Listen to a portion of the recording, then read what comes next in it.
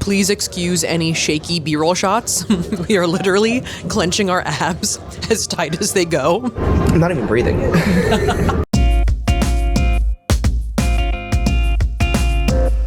Hello, friends, and welcome to another video. This week, I'm going to be testing cheap versus expensive overnight trains in Japan.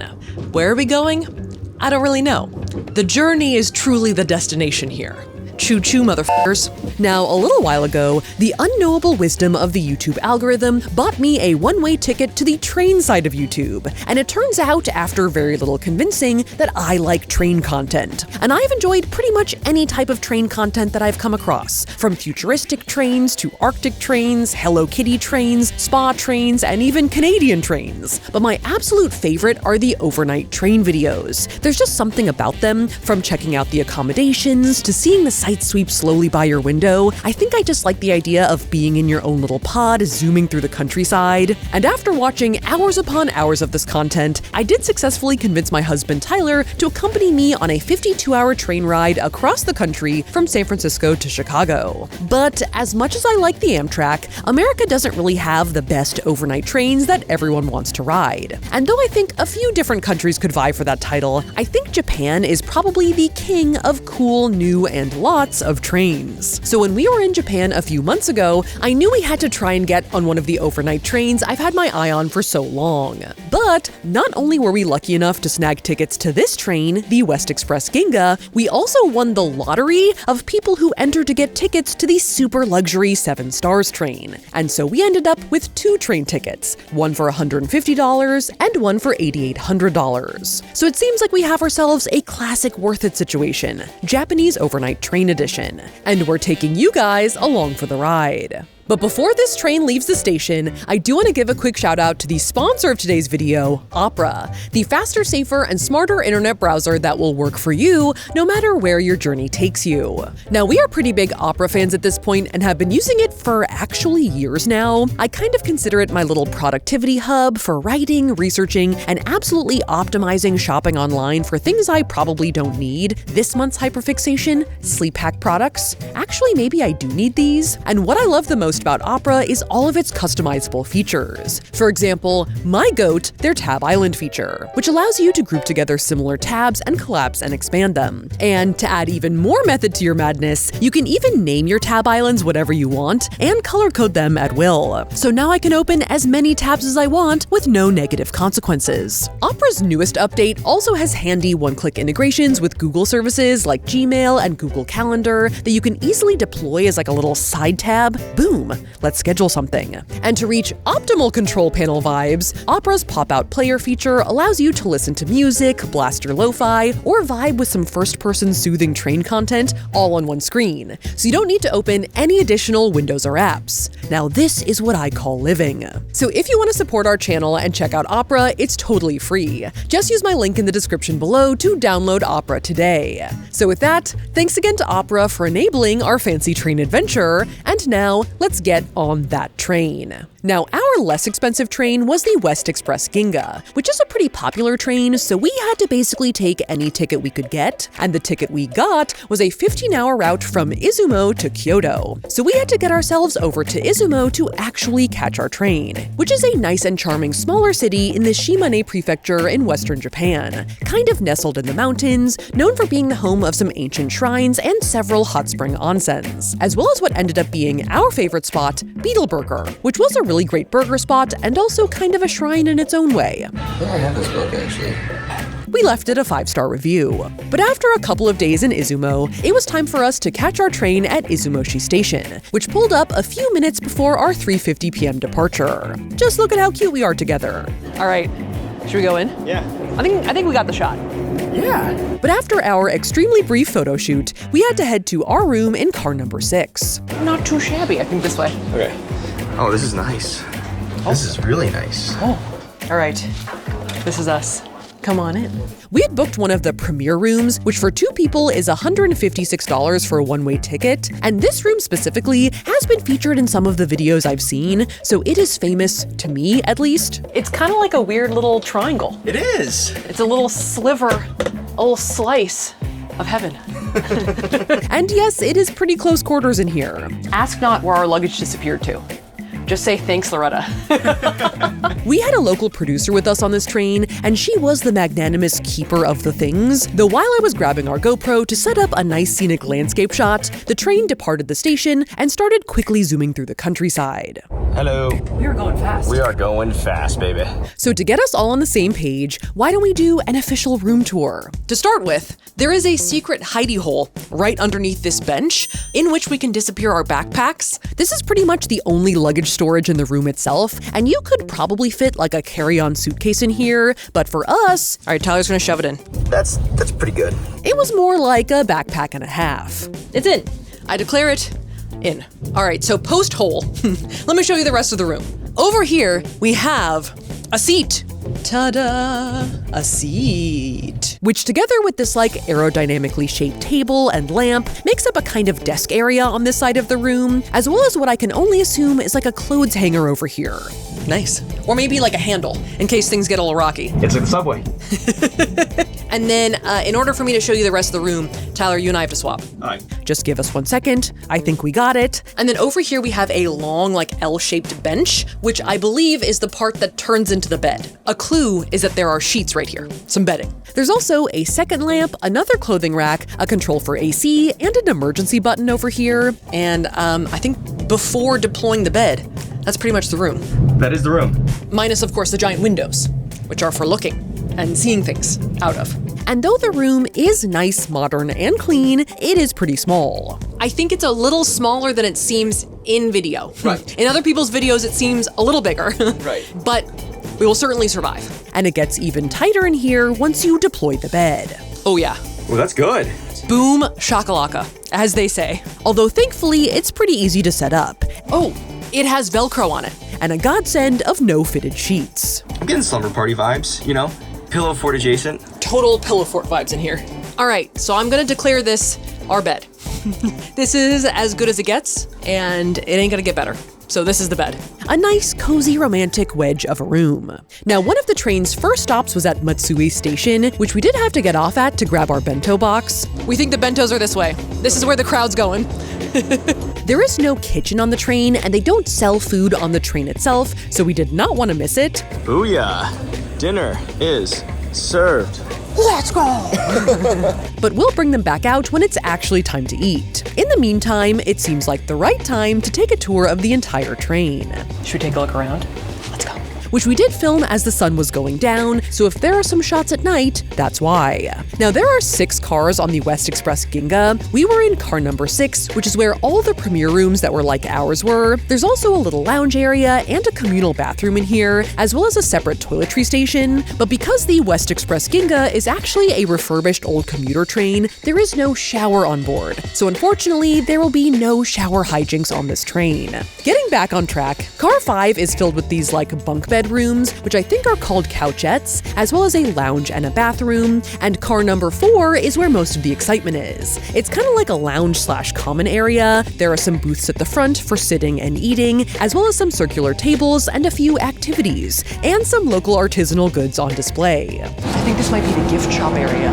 Oh. Yeah, look, isn't this cute? Which we thought that maybe you could buy, but actually they might just be for looking. Now, besides in our room and in the common areas, you might notice that we are not doing a lot of talking here, because at this point in the journey, the train was overall pretty quiet. These last 3 cars are all pretty similar. They're all like seating cars, full of chairs that deploy out into different levels of being a bed. I'm pretty sure car 2 is a women's only car, and car 1 is where we almost got a seat on the Kyoto to Izumo route. And though it looks decently comfortable, I'm glad that we didn't, because otherwise this would have been a completely silent vlog the entire way.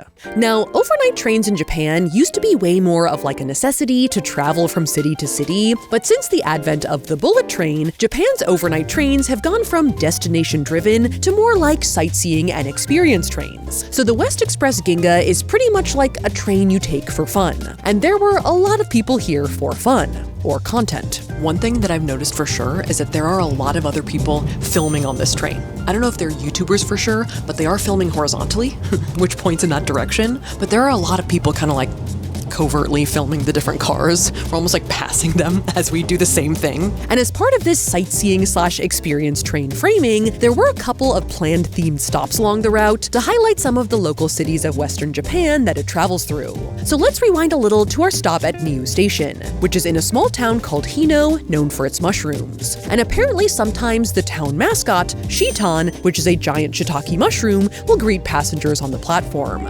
Do you know the Mushroom Man? Is he here? This was unfortunately not one of those times. No Mushroom Man to speak of, but it's very nice out here. Maybe on the other side. They do sell some local goods here though, of which I picked up a few. What do you get? Oh, wait till you see. Oh, yeah? I'll show you on the train. Okay. So we don't miss it. We stopped here for about 30 minutes, but us, being conditioned from our Amtrak journey, Oh, we better run. freaked out at first train exhaust and hopped back on. Moment of panic. Yeah. Heard some rumbling. Yeah. Decided to get on. What I got was mushroom tea cakes, by the way, and one can only assume that this is the mushroom, the myth, the legend, Shitan himself. The mushroom mascot wasn't there today, but I did get this, and a free pin, and I bought a keychain. That's also a pin. Now, we did promise a review of our bento box, which was overall good, Beanie and ricey. This might be dessert. That's good. although sometimes mysterious. I think this is a crab pile. Crab pile, right? Crab pile is good. However, it got cut short by yet another experience, as once we had settled in to eat at one of the booths in Car 4, the train stopped, and a contingent of local ambassadors from Niimi City got on board to bring the city to us. What is going on right now? This might not be on the schedule. I'm gonna go out and see. And they set up a gachapon machine, a sake tasting station, very good. Yeah, really good. Tastes like Chardonnay. As well as a Niimi City stamp station. Perfect. And I did actually learn a lot about Niimi City, which is known for blueberries and steak and coffee and rice and water and sake. I'm particularly obsessed with their mascot, which is a blueberry cow in honor of their blueberries and their steak. And I can also confirm that Niimi City sake, while strong, They told us this is 20% sake, so it's about to get lit. pairs well with Niu Station mushroom tea cakes. Double fisting. Alternatively, double fisting. Big time. Now, the Niimi City Sidequest was a bit of a surprise, so we didn't know we were gonna get drunk on this train. The sake was pretty strong, so excuse us, I'm already red. Are you holding it together? I'm pretty sure I'm drunk. And we were not the only ones who went a little off the rails. There's like trains behind you, Oh, yeah? like on the wall. Okay, yeah. Nice. As the previously quiet atmosphere got a lot more chatty, maybe not rowdy per se, but definitely more lively. There's a guy passed out with the can of sake, like right next to him. That's me. I am him and he is me. But the West Express Ginga had one more stop in store for us for the night, which was the Bitchu-Takahashi station a short distance away. Oh, yeah. All What's right. happening here? This station was pretty big, and there were a lot of people there to greet us, with tourism pamphlets and also a huge banner and West Express Ginga flags. Bitchu-Takahashi, baby. Wow! This is awesome. This is a serious stop, man. And it turns out they had prepared like an entire little market for us, with snacks and local goods, right outside of what seems to be the Takahashi City Library. You don't want some Ginga merch? That might be in our thumbnail. They also, luckily for us, Oh my god. oh yeah, had Niimi City merch for sale, including my beloved blueberry cow. You want the big one or the little one? We gotta get the big guy. The big one? Yeah. Man, after all that anticipation, this is worth it. He's cute, right? He's really good. This is niche. Okay. Now, this was pretty much exactly what I was hoping for from a cross-country experience train. Multiple stops, lots of fun things, unexpected hijinks. I love it. Themed souvenirs. Yes. It's great. Perfect. It's actually perfect. Yeah, it's the best. Yeah. So even though we were a little tipsy, it wasn't just the sake goggles. We were having fun. Now we got to be part of the waving. It has to be reciprocal. But after our jaunt to Bitchu-Takahashi, Let's go. after hours on the West Ginga Express, it was time to head back onto the train and do our nighttime routine, which was tough to switch gears from party mode to sleep. Am I incredibly disheveled and drunk? I'm a little drunk, actually. Everyone's having a good time. But was made easier by the fact that the train was going super slow / maybe had completely stopped moving. I think that in order to make the train an overnight trip, they go really slowly during the night to burn some time, but I'm not complaining about it. I think as little rocking as possible was for the best here. I got drunk in Niimi, and all I got was this cow plushie. And then they took me to the library. And then I came back to the train and did my Rosetta Stone lesson. But after changing into our pajamas and brushing our teeth, it was time for our bed drop. It's very crammed right here, but let's test it. 3, 2, 1. Oh! Okay. Honestly, it's not bad. I think it's comfy. There's a light shining straight in my eyes. And overall, I would review our sofa bed as comfortably firm, but not rock hard. The pillow is mid. The pillow's not good. But the mattress isn't so bad. And after a long and eventful day, I would say we were ready to pass out. Good night. See you guys in the morning. Now, one of the only cons of this train is that for an overnight train, the route is kind of short, so it's more like a red-eye, where it arrives at its final destination super early in the morning at 6:40 a.m. So we had to wake up at 6. That's pretty. That's awesome. Pull ourselves together, gather our things, and exit the train. So everyone's awake. We had an announcement over the loudspeaker. Get up. Everyone's awake. 皆様おはようございます。皆様おはようございます。 Overall, I would say our night's sleep was decent, if brief. The bed wasn't bad, it was just really, really cold in here, and we even turned down our AC, completely, but it just got super cold. We had a bundle for warmth. However, because of when we had boarded, we hadn't gotten a lot of daytime out-the-window time the previous day. Now we're in Kobe. You want a steak for breakfast? So we did spend a few minutes by the window to watch some of the sights sweep by. I think we're hitting the city portion here. Though a quick note, if you stop at a station and you can see people, they can definitely see you. So we quickly put ourselves together as much as we could and got ready to disembark. It's been a whirlwind. This train has gone by really fast, but I liked it. Overall, I liked it. I wish we had 2 more hours this morning, because arriving at 6:30 is a little tough. I think we must be almost there. So that was our less expensive overnight train, which I think had a pretty strong showing. I mean, Blueberry Cow, need I say more? All right, shall we? Let's go. Let's go. Nice train. But I guess we're gonna have to see what our super expensive train has in store. The mysterious reappearance of a suitcase, but only one. But first, let's get off at Kyoto Station and go take a shower. So our next train is the 7 Stars Kyushu, which departs from Hakata Station in Fukuoka, so we gotta get down there. Now there are a few super fancy overnight trains in Japan, and for most of them, you have to enter a lottery for a chance to get a ticket. We had applied to a bunch and hadn't heard back, so we were pretty sure we weren't gonna get it. However, a few weeks before our trip, we found out that we had actually won the lottery for a 32-hour trip around Japan's southernmost main island, Kyushu, on the 7 Stars, which apparently has a less than 5% chance of winning. So we changed all of our travel plans to make sure that we could get on this train. That's us. Let's go. Let's go. Now, on the day of our departure, we were picked up bright and early at 8:30 a.m. by a representative from the 7 Stars who met us in the lobby of our hotel and escorted us over to their special lounge inside of the station. And this lounge was already pretty fancy. We're here, baby. There was a piano, champagne, tea, snacks, as well as a semi-elaborate ticket punching ceremony. Japanese style. Oh, ready? Tyler also got to wear the conductor's hat. And then go? Yes. Okay. And after a brief welcome speech, the 7 Star staff called out each passenger's name one by one and then applauded us out of the room.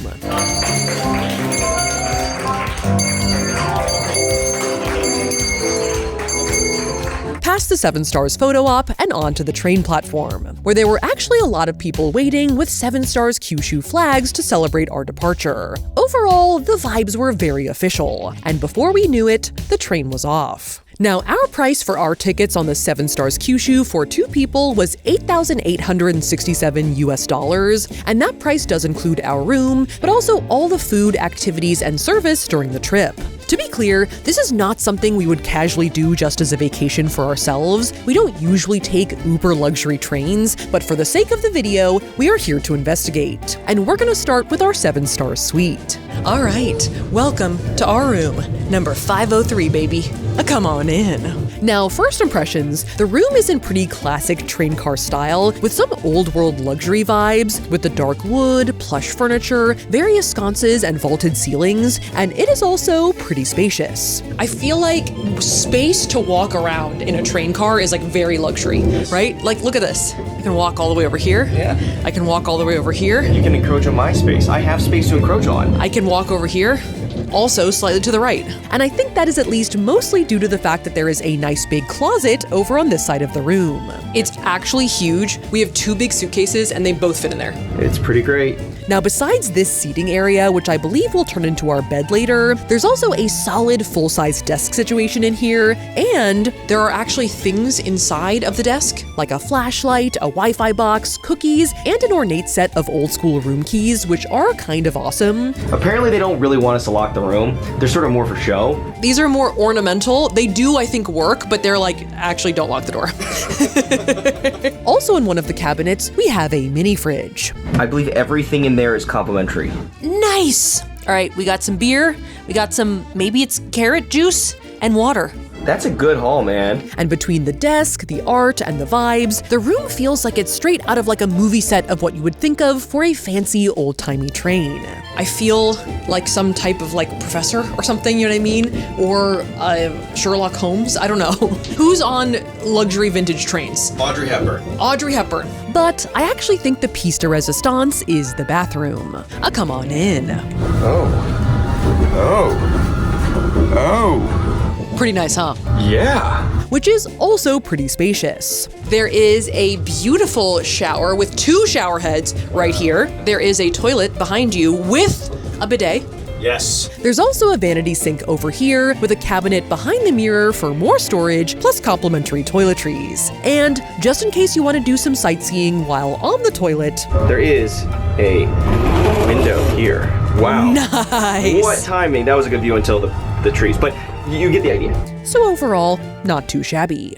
Now, in terms of the rest of the train, the 7 Stars Kyushu has, not coincidentally, 7 train cars. These back 4 cars are all of the like residential cars where the suites are, which seem to be mostly pretty similar except for the artwork bolted to the walls. I think our car might be the wildlife car. Okay. This is a fish. And back there's like a cool looking turtle with blue lipstick. And all the residential cars have like 3 suites each, except for car number 7, which has 2 even fancier, larger suites, which is also potentially where Trek Trendy stayed. I think it's there. I think this one also has like a really cool view out the caboose. Now heading back towards the front of the train, this is intense. We're getting good. You get into the communal cars. Car number 3 has a secret bar in it called the Kaz Bar. Unclear if we shall be rocking it later, potentially. Which you are not allowed to film in, but it looks like Trek Trendy did get one clandestine shot. And then there is also a gift shop called the Nana Shop, which has some pretty bougie gifts. I can't tell if the stuff behind me is like priceless antiques or if they're for sale, but they look very fancy. They have jewelry, scarves, locally made fancy pajamas. This is apparently an extremely fancy incense burner. There's like a pocket watch. Pocket watch reads expensive. And then chugging right along to our penultimate car, car number 2 is the Salon car, also called the Jupiter Lounge, which is basically like a hangout car and is notably very lavishly decorated. All of the cars are ornate, but like when they have room to decorate, you really see the choices shine. And besides the number of fancy couches, there's also the world's tiniest but coolest tea bar over here to my right, which we will visit a little later on. In the meantime, a quick snack break, compliments of the 7 Stars staff. Just scarfed a couple snacks. Yeah. Let's go. Back on that tour. Nice. Nice. And at the very front of the train, car number 1 is the dining car, also known as the Blue Moon car, which is where the kitchen is and where we will have all of our meals. But in between mealtimes is also kind of like a hangout / view / activity spot, and is also, of course, very thoroughly decorated. So similar to the West Express Ginga train, this is also an experience / sightseeing train. I mean, specifically, this train actually goes in a big loop around Kyushu and starts and ends at Hakata Station, so it's definitely not destination driven. In fact, the name of the train itself is actually not named for 7 stars of fanciness, but actually the 7 different prefectures of Kyushu itself. And its concept is basically all about meeting local people and experiencing the regional cuisines and culture of Kyushu, so part of that is bringing on on local chefs from the places we're traveling through to cook our different meals. Starting with our lunch, which was gonna be a multi-course sushi experience. Yes, on a full-speed train. I'm ready. It's a challenge, but I will somehow get the sushi into my mouth. Now, making our lunch today were sushi chefs from the famous Yamanaka restaurant in Fukuoka, which is well known for its Hakadame or Hakata-style sushi, and we got hit with several rounds of super fresh and kind of aesthetic nigiri, from Art Nouveau-esque squid, Cephalopod guy. to urchin, fatty tuna, tilefish, and more. Also, the omelet says Nanatsuboshi, which means 7 stars. Train? Maybe. And though eating sushi on the train was not as hard as we thought it was gonna be, filming sushi on the train was near impossible. Please excuse any shaky B-roll shots. We are literally clenching our abs as tight as they go. This is Soul Cycle. This is where the change happens, people. I'm not even breathing. But aside from that, it was pretty awesome. Now, besides bringing on local chefs, the 7 Stars also brings on local craftsmen to give lectures and lead crafting workshops. Yes, there was a craft time on board to make traditional Igusa Rush grass crafts. And there's also planned excursions off the train to visit the local area. All right, we're gonna go for a beach walk. Shall we? Let's go. Now, because there's only a maximum of 20 passengers on the train at one time, and at least a dozen staff members, there were few enough of us for them to take us all out as a group. So after lunch, we all headed off the train at Origuchi Station to go to Wakimoto Beach. Wow. Wow, it's so nice out. It's beautiful. It's like the best weather ever. It really is. Wakimoto is a white sand beach facing the East China Sea, and though it was a bit cloudy when we were there, it was super nice to get out and get some fresh air. I feel like with the train, like, you move a lot, but you yourself are mostly stationary. Yeah, I feel like this is actually a nice little, like, stretching your legs, get some steps in break. But it turns out we were not only there just to enjoy the beach, we were actually also there to learn. I got the tea. Sea turtles come here and lay their eggs, and then they hatch in the middle of the night and then they go back out there. And we got to learn even more about sea turtles and other beach wildlife on the bus on the way back to the train. So all in all, I would say the emerging theme of our trip was actually edutainment, which I wasn't totally expecting. After our beach excursion, the next thing up on the itinerary was dinner. One quick thing to note is that there is a dress code on the 7 Stars train, which is why Tyler had to buy a bunch of short-sleeved collared shirts for this trip, but for dinner specifically, the attire is formal. And it was a bit of a quick turnaround from Misty Beach to 7-star dinner. So we did our best with our windswept hair and general sogginess. All right, we forgot our steamer. We lost our steamer actually. Okay, yeah. But we are dressed and Are formal. somewhat formal. I did shave my legs though. Yes. And I got a clip of it. It's a little cursed. Okay. All right, shall we go? Yes. Let's go. So our 7-star dinner was from a chef couple who run the Belle France restaurant in Kagoshima City. So the cuisine was like elevated fancy French dining featuring ingredients from Kagoshima and Kyushu. I think the sommelier doesn't speak a lot of English, so I'm having a hard time saying, cut me off. So we're gonna live with that. We're gonna be polite and we're gonna drink. We're gonna see how it goes. Besides plenty of wine, they also hit us with a variety of appetizers, some bonito soup, ham and cheese, salmon and sour cream. I know you're thinking, that's the salmon. Nope, that's the salmon. That's the ham. As well as some sea urchin, squid, and turnip mousse. And also an abalone salad dish, which we really liked. Really good. But also strangely thought it tasted like... Kind of tastes like, deli turkey. My most deranged take is that tastes like a turkey sandwich. And for some reason, those vibes continued with our clam and fish white wine dish. Very warm and comforting. Almost Thanksgiving-y. Festive? Why does everything taste like turkey to me? It's super good, and it tastes exactly like roasted turkey. And then there was also, of course, some Wagyu beef and 2 separate desserts. So overall, we had a great dinner, but it was many courses long and there was plenty of wine being served. So when we headed back to our cabin to change out of our formal clothes and our beds had been made for us, Aww. cute. Okay, I got super tired. We nearly just passed out. All this bed and not a drop to drink. So it took some serious rallying and fortitude to get back out there. Can I wear this to bar night? But there was a magician and bar time happening in the dining car, so we had to go. It's gonna take some energy. What the fuck is the magician doing here? I don't know. It could be fun. I feel like now they're just stuffing stuff in. Yeah. They're like a magician till midnight and then at 6:40 wake up and go shopping. That's out of line. It's fucked up. It a little bit, yeah.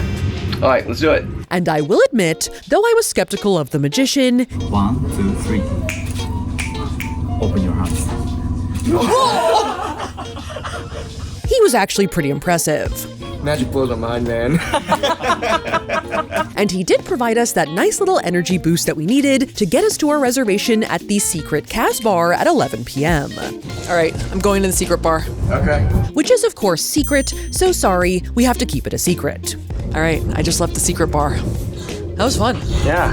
Couldn't show you it though, because it's secret. It's too And secret. I also can't even tell you what happened in there, because it's secret. But after that nice little nightcap, we were ready to change into our matching fancy Kyushu pajamas, brush our teeth, and do our bed drop. Don't mind the tripod. Now, I didn't realize that the chairs were going to turn into 2 beds, so here's, I think, our first ever synchronized split-screen bed drop. 3, 2, 1, drop. Oh, that is nice and firm. This is nice. Firm and plush. I like it. I like it a lot. These beds were actually insanely comfortable, and with the sort of slow rocking of the train, This is pretty ASMR-y for me right now. it's a vibe. We quickly passed out. See you guys in the morning. Now, our bed was so comfortable, we completely blew right through the 6:40 a.m. shopping excursion and also slept through most of breakfast. And I think the staff saw how tired we were and felt sorry for us and said that they would bring us breakfast in bed. Okay, it sounds like Spanish omelet, some juice. Anything else is bonus, but they're gonna bring it to the cabin. Nice. Pretty awesome. And they fully brought the dining car to us, including food, placemats, cutlery, menu, and all. That's beautiful. So talk about having your Spanish omelet and eating it too. It's a pretty good view for breakfast. Now, since we were staring down the barrel of another day of activities, it seemed like the right time to test out our shower. I may or may not have shaved part of my legs last night, so I have entered the shower before, but I decided to finish the job. And for a train shower, it's pretty sizable. It has nice wood finishings. It's not situated right above a toilet. Oh, you can move it. Ooh, things are looking up.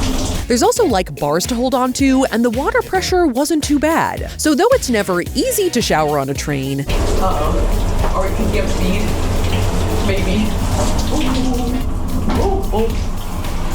Okay. This is pretty much as good as it's gonna get. While I was in there, Tyler did take a solo mini excursion out when the train stopped at Sotaro Station, where there were some nice valley views and also some wildlife. You can hear the frogs over the train. Which then brought us to our mid-morning group field trip, Here's our tour bus, baby. Back on tour. where the 7-star staff took us out into the small coastal town of Saiki to visit their shipyard. And this was the return of the edutainment segment, as we then talked to the director of the shipyard, who taught us about the industry of Saiki and what types of things come through the port. All right, Tyler went down to the end of the dock to take some videos, and now he's running back because we're the last ones not on the bus. And after some port time, we headed back to the train station, where there was a little market of regional Saiki goods for sale set up on the platform. I can't tell you for sure if this is the Saiki mascot, but he is almost as cute as the blueberry cow. Now for our final meal, we headed back to the dining car for lunch, where we had our last guest chef come on board from a 300-year-old restaurant called Wakaya from Kitsuki City. Wow. It looks incredible. And he served his iconic menu item, urashino, which is a soupy rice dish topped with fish and steeped in green tea. And it is Shogun approved, apparently. Their sauce and the exact way the dish is prepared is apparently a long-held family secret. Our family is confidential. He said he would be assassinated if he shared any information about this, So we didn't pry. The sauce is maybe assassination worthy.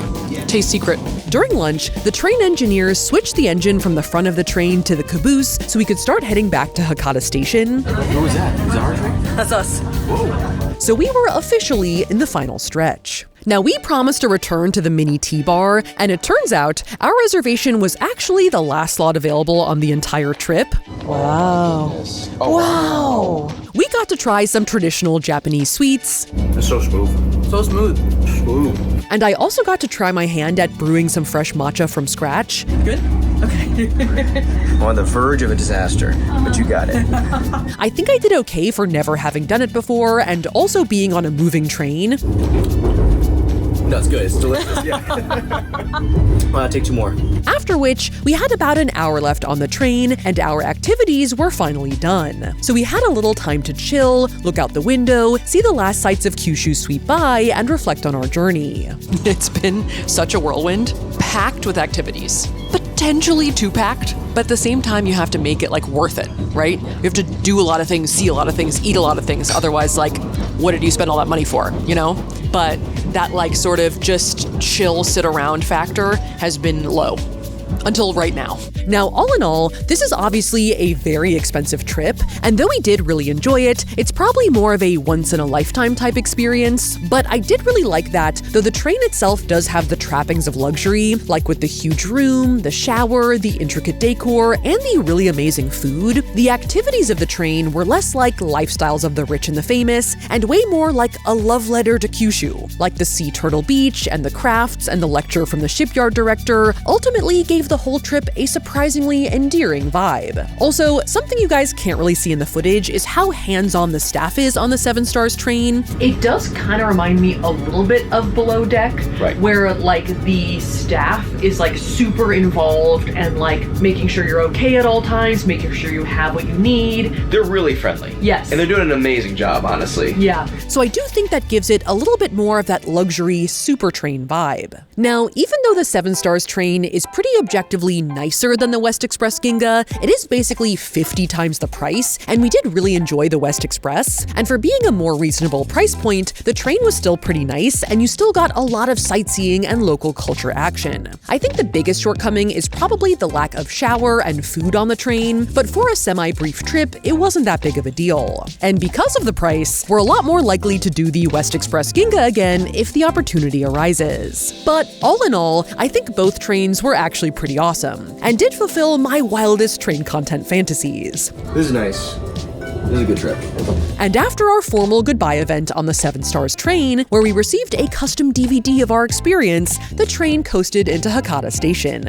All right, it's about that time. Let's head on out. I'm a little sad. I liked it.